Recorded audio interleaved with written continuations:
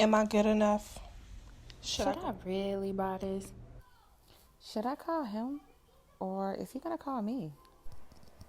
Damn, I hope I didn't start my period. 7 ways to ease your anxious mind.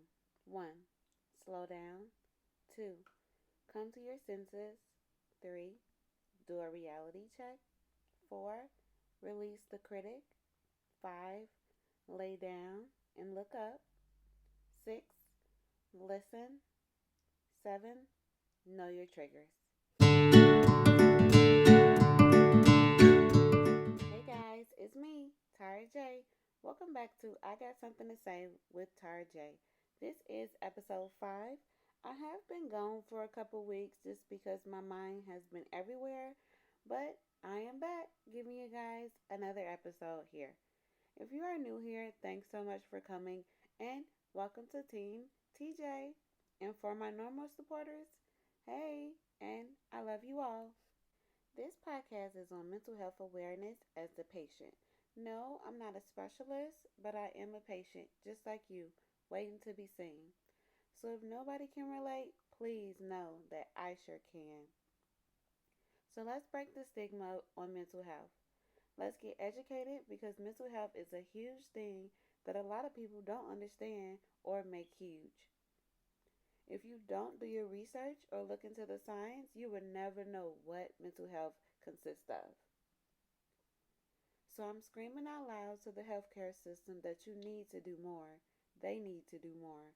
Free sessions with therapists, have seminars, one on one meetings with other people who have accepted their illness, or even group sessions with people who have embraced their mental illness so you can learn more. Today, I will be talking about maintaining healthy relationships and living with mental health.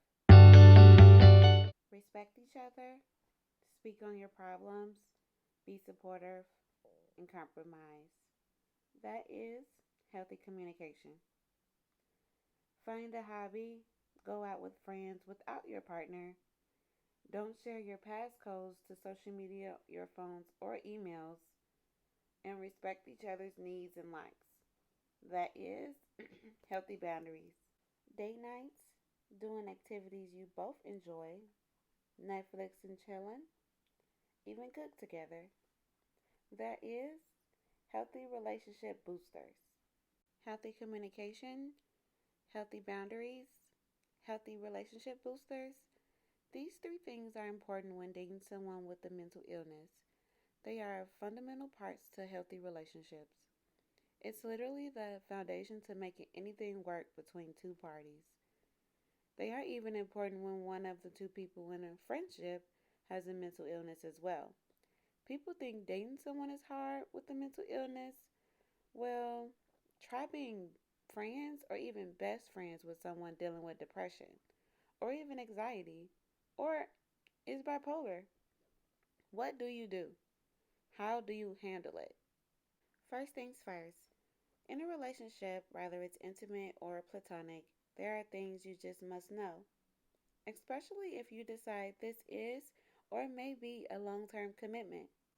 So, here I'll be giving you 4 things to remember and explaining it to the best of my ability on how to maintain a healthy relationship with someone with a mental illness. 1. Having a mental illness does not mean he or she is unstable. It's pretty likely that you may have already encountered someone battling with their mental illness in your dating life. I know you instantly thought of a few people like, yep, Sean narcissistic ass, or Janie definitely was bipolar as fuck, but it's never those people that you instantly think about that fit directly into the category of someone with a mental illness. It's normally the people that you struggle to figure out, especially those that are aware of their own mental illness or even those that decided not to share their information with you. At this certain point of getting to know someone or developing a relationship with someone or even dating, this means that he or she is or should be well aware of exactly what their condition is. They may even have developed ways to cope with what he or she is going through so they can live as normal as possible. You'd be lucky if this person decides to trust you 100%. You'd be lucky if they decide to confide in you about what they're dealing with regarding their mental illness. If this is the case, just listen to what they have to say without assuming the worst, like you know what they're dealing with, because you don't, or thinking how this has or could alter your life with them. I mean, in a sense, if you accept them as your love or some kind of person in your life, then it will alter your life for sure. You just have to be able to accept it or yourself or make it clear that that's not something that you are trying to do. Speaking of being a listener, the next thing you must remember is make sure the line of communication is clear as day. You never want to have a relationship with someone that is already on a mental battle with themselves. Communication is something that holds so much weight and truth in the direction of your relationship.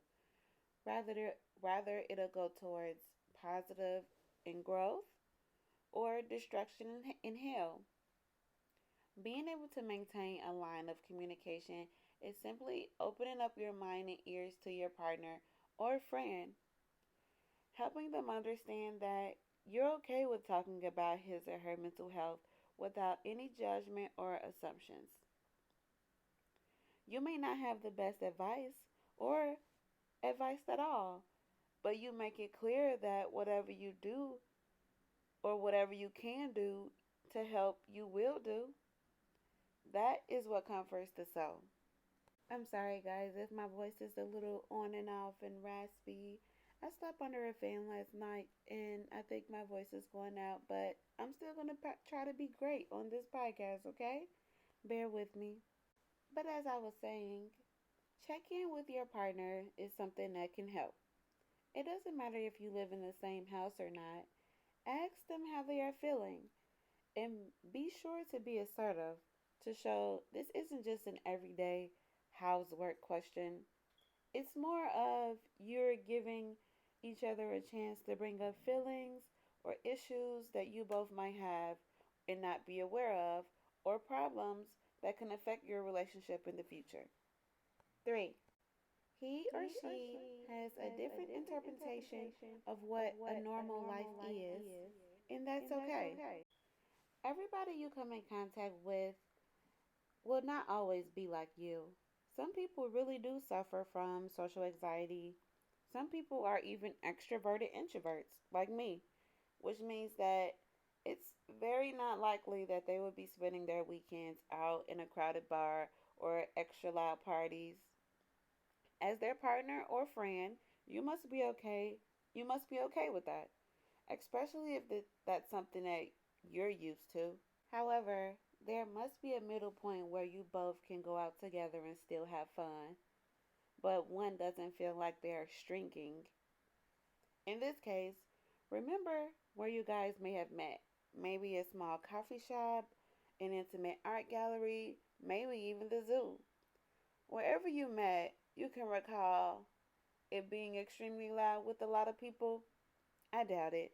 This last one here is very important that everyone must know, whether it's a friendship or you're in a relationship. I probably should have made this one number one, but whatevs. Just keep listening. 4. Don't try to fix him or her. One of the most heartbreaking and difficult things you can do is watch someone you love suffer, whether the pain is physical, mental, or even emotional, and not being able to do anything. Well, not being able to do anything can quickly cause tension and confusion between you two. However, you must remember that you may not have the solution or you may not be the solution all the time. The ultimate fixer upper is offering a great deal of support to him or her when they are going through this rough patch. Encourage different solutions that he or she needs to live the happiest and healthiest life possible. Your unconditional love is or could be really all they really need. Even you beginning to pay attention to his or her patterns, Begin to notate what comforts them at this time of need or what treatment works best for them. You can learn all the possible ways to encourage and support. One thing you must keep in mind is that there are many different stages that people go through when they're dealing with mental health issues. The episodes can't be tracked or channeled at all. You just need to accept them for whatever stage they are currently in an honesty and compassionate manner. Without honesty and compassion, you may end up in an emotionally abusive relationship because you, the non mental health patient, may feel like you're giving out so much to a person and you can't even manage your own needs and feelings. It'll leave you sitting wondering, does this person even care? Why aren't they paying attention to me? While the patient, the person with or is dealing with the mental health, is stuck feeling, do you care? Even though they are the ones having a hard time showing you the care that you need because they are already battling with their own problems they're struggling with on the inside. Steps on maintaining a healthy relationship and dealing with mental health all in one. Again, maintain healthy communication, maintain healthy boundaries, and maintain healthy relationship boosters. Thank you so much for listening, guys. This is Tara J, and I am checking out. Friendly reminder, doing your best does not mean working yourself to the point of a mental breakdown. And always remember, you are loved